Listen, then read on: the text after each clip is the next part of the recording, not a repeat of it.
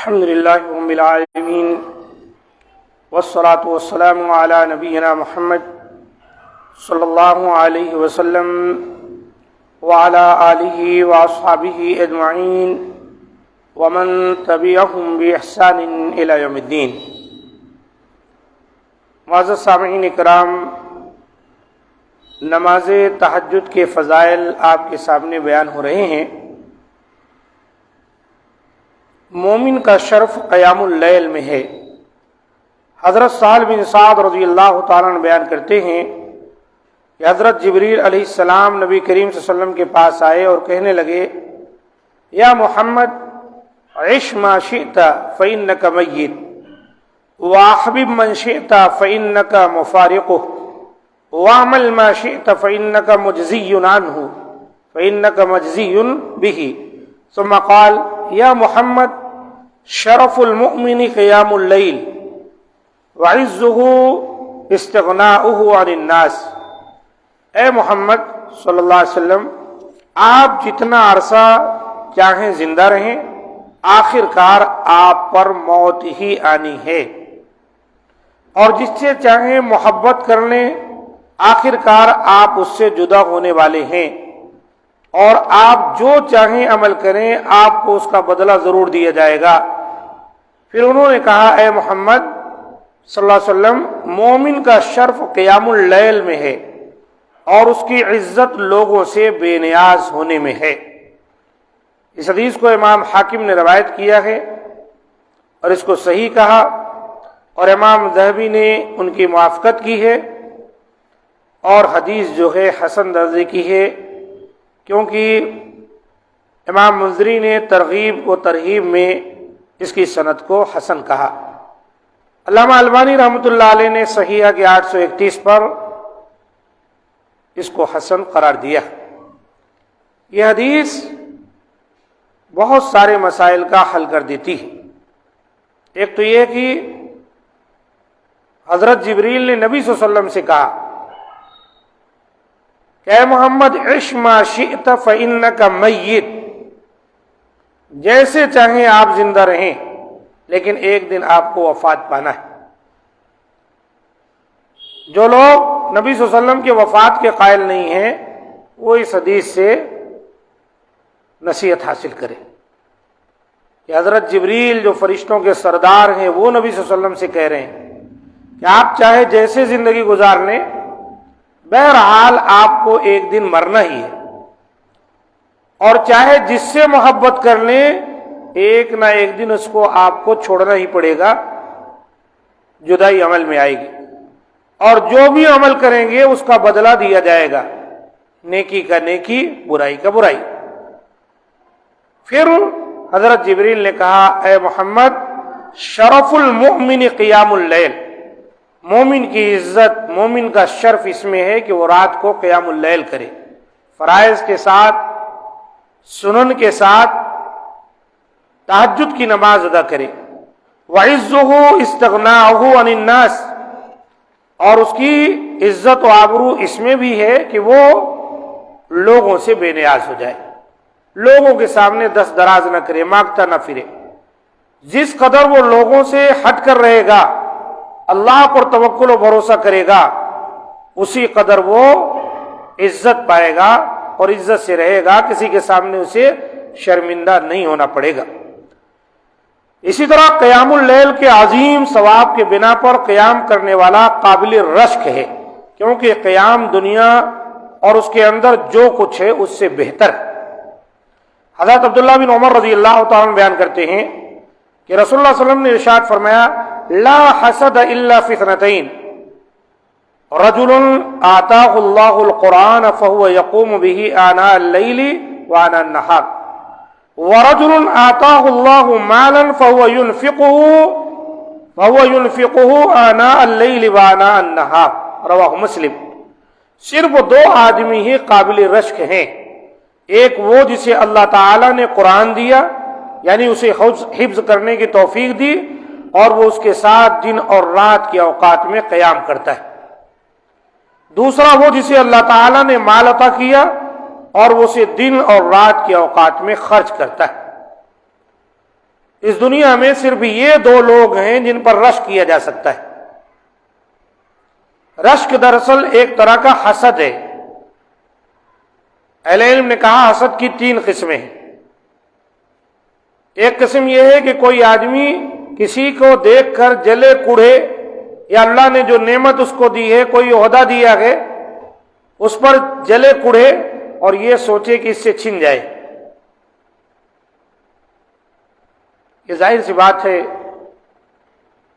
یہ حقد کے قبیل سے ہے، جلن کے قبیل سے ہے۔ اور دوسری قسم یہ ہے جو لالچ اور طمع کے قبیل سے ہے کہ اس کو جو عہدہ ملا ہے، اس کو جو نعمت ملی ہے، اس سے چھن کر مجھے مل جائے۔ یہ بھی بہت ہی قبیح قسم کی چیز ہے۔ اور تیسری قسم ہے جو محمود ہے، جسے ہم حسد نہیں بلکہ رشک کہیں گے۔ اور وہ کیا ہے کہ کسی پر اللہ نے نعمت کی ہے، اپنے فضل اس پر کیے ہیں، اور ایک آدمی یہ سوچے کہ اے کاش کہ مجھے بھی ایسا مل جائے۔ اس کے دل میں یہ نہ ہو کہ اس سے چھین کر مجھے مل جائے یا اس کی چھن جائے، بلکہ اللہ تعالیٰ مجھے بھی ایسے نواز دے۔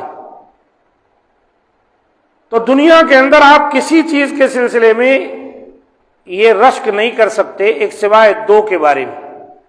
لا حسد الا فی اثنتین۔ 2 وہ کون لوگ ہیں؟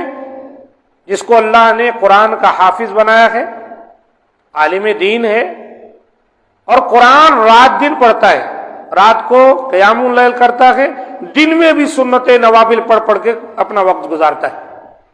اور دوسرا وہ جس کو اللہ نے مال دیا ہے اور رات دن وہ اللہ کے راستے میں خرچ کرتا ہے۔ تو ایک انسان یہ اپنے دل میں لا سکتا ہے اے کاش کی میں بھی حافظ قرآن ہو جاؤں تاکہ اسی طرح قرآن پڑھوں نمازوں میں، اے کاش کہ میرے پاس بھی مال ہو جائے تو میں بھی اس کو اللہ کے راستے میں ایسے خرچ کروں۔ یہ 2 لوگ ہیں جس کے لیے آپ رشک کر سکتے ہیں، جائز حسد جس کو کہا جا سکتا ہے کر سکتے ہیں، باقی اور کسی کے لیے درست نہیں، کسی کام کے لیے۔ قیام اللیل میں قرأت قرآن کرنا بہت بڑی غنیمت ہے۔ قیام اللیل کوئی کر رہا ہے، اس میں قرآن مجید کی تلاوت کرتا ہے، اس کا کتنا بڑا اجر و ثواب ہے، غور کریں۔ حضرت عبداللہ بن عمر رضی اللہ تعالیٰ بیان کرتے ہیں کہ رسول اللہ صلی اللہ علیہ وسلم نے ارشاد فرمایا من قام بعشر آیات لم یکتب من الغافلین، جو شخص 10 آیات کے ساتھ قیام کرتا ہے وہ غافلوں میں نہیں لکھا جاتا۔ غافل اس کو کہتے کہ جو رات کو کچھ پڑھے ہی نہ، نوافل توبہ اور استغفار کچھ بھی نہ کرے، بس بستر پہ پڑا ہوا ہے سوتا۔ ایسا نہیں ہونا چاہیے، رات کے کسی حصے میں توبہ اور استغفار کریں، اٹھیں کچھ پڑھ لیں، نہیں تو اللہ کو ہی یاد کر لیں۔ تو اللہ کے رسول نے کہا اگر کوئی 10 آیتیں پڑھ لے، قیام اللیل کر لے، تو انہی 10 آیتوں سے ہی اللہ تعالیٰ اس کو غافلوں میں سے نکال دے گا۔ اور آپ اگر رات کو قل اعوذ برب الفلق قل اعوذ برب الناس پڑھ لے تو یہی 10 سے آگے نکل جاتی، ایک میں 5 آیتیں، ایک میں 6 ہے۔ اور اگر سورہ اخلاص پڑھ لیں تو الحمدللہ غفلت سے آپ نکل گئے۔ رات کو اٹھ کر صرف وتر کی نماز بھی پڑھ لیے نا، سورہ اخلاص، سورہ فلق، سورہ ناس پڑھ لیے، بس آپ کا قیام ہو گیا۔ اور اگر 3 رکعت پڑھ لیے، پہلی میں سورۃ الاعلی اور دوسری میں قل یا ایھا الکافرون اور تیسری میں قل واللہ احد، الحمدللہ آپ غفلت سے نکل گئے۔ ومن قام بمئۃ آیۃ کتبت من القانتین کتب من القانتین، اگر کوئی آدمی 100 آیتوں کے ساتھ قیام کرے، یعنی جو نماز پڑھے اس میں 100 آیتیں تلاوت کر لے، تو وہ اللہ تعالیٰ کے ہاں فرما برداروں میں لکھ دیا جاتا ہے، اللہ تعالیٰ کا فرما بردار ہے۔ من القانتین، قانتین کہتے ہیں اللہ کا فرما بردار، مطیع، پرہیزگار، ڈرنے والا۔ ومن قام بألف آیۃ کتب من المقنطرین، اور اگر کوئی شخص 1000 آیات کے ساتھ قیام کر لے اسے اجر و ثواب کے خزانے حاصل کرنے والوں میں لکھ دیا جاتا ہے کہ اجر و ثواب کا خزانہ پا لیا اس نے رات کو۔ یہ حدیث بھی ابو داؤد میں آئی ہے، ابن خزیمہ نے روایت کیا، وصححہ الالبانی فی صحیح سنن ابی داؤد والصحیحہ، 643 صحیحہ کی حدیث ہے۔ دیکھا آپ نے، قیام اللیل کا اجر و ثواب ہے۔ جیسا جیسا جس کو قرآن آتا ہے اس اعتبار سے اللہ کے رسول نے فضیلت بیان کی۔ کوئی حافظ قرآن ہے، وہ 1000 آیت بھی پڑھ سکتا ہے، اس کی دلچسپی پہ ہے۔ کوئی نہیں پورا قرآن پڑھا کہ 100 آیت پڑھ لے۔ کوئی اور کچھ نہیں جانتا ہے، 4-5 سورتیں آخری پارے کی پڑھ لے، الحمدللہ اجر و ثواب بھی پائے گا، اور اللہ تعالیٰ کے ہاں اس کا ایک درجہ، ایک مقام بن جائے گا۔